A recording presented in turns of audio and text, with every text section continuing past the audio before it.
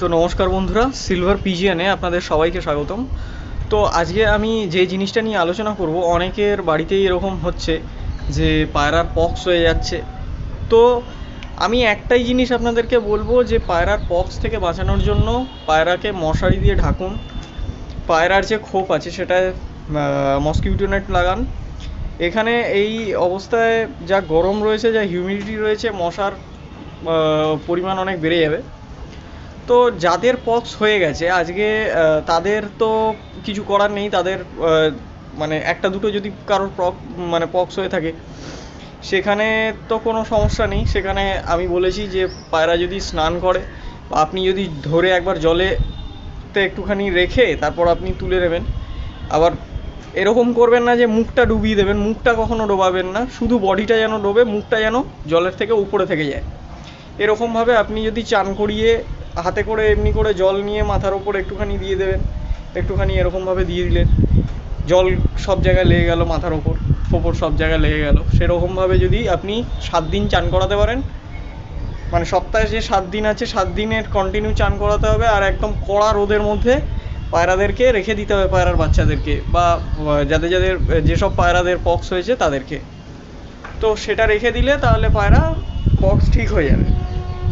এইবার আমি আরেকটা জিনিস আপনাদেরকে বলি যে যাদের মনে করছেন যে এরকম পক্স হয়ে গেছে, অনেক বেশি পক্স হচ্ছে, শরীরের মধ্যে হিট হয়ে যাচ্ছে, অনেক পায়রার কি হয় বেশি পক্স হয়ে গেলে অনেক পায়রার শরীরের মধ্যে হিট হয়ে যায়, শরীর গরম হতে থাকে ভেতর থেকে, আর তার সাথে সাথে জ্বর চলে আসে।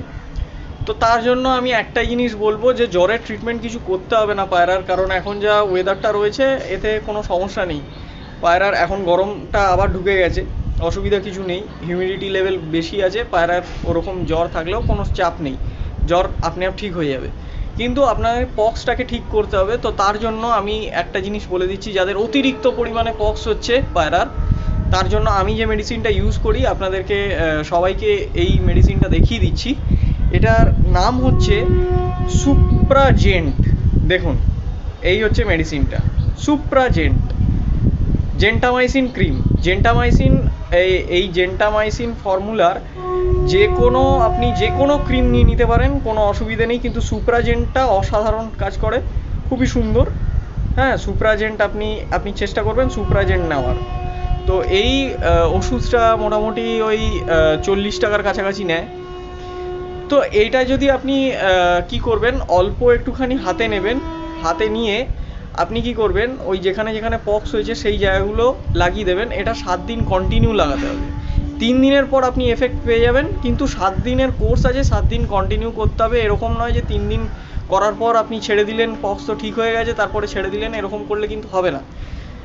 টোটালি 7 দিন কিন্তু আপনাকে কন্টিনিউ লাগাতে হবে, কোনো এর মধ্যে কোনো রেস্ট নেই, কোনো কিছু নেই।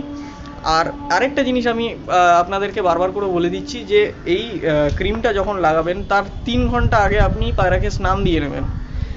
আর সূর্য থাকাকালীন এই ক্রিমটা লাগানো যাবে। যদি কেউ মনে করেন যে রাত্রে ট্রিটমেন্ট করব, রাতে কিন্তু এটা ট্রিটমেন্ট করলে কোনো কাজ হবে না।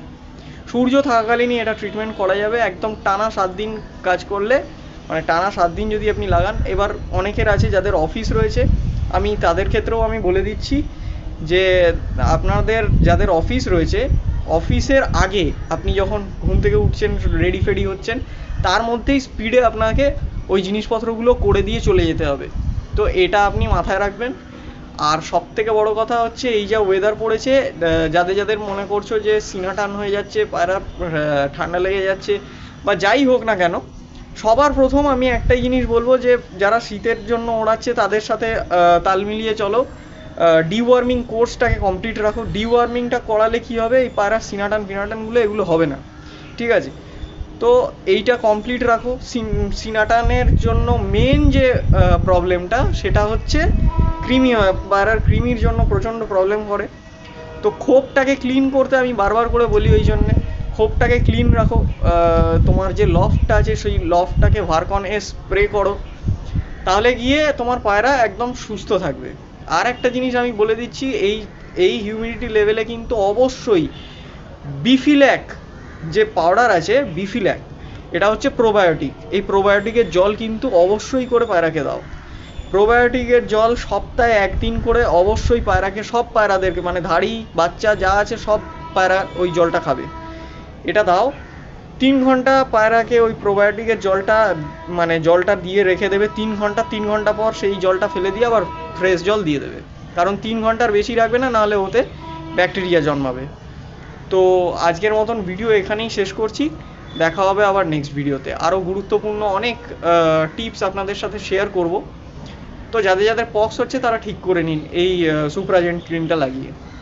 তো আজকের মতন ভিডিও এখানেই শেষ করছি। দেখা হবে আবার নেক্সট ভিডিওতে।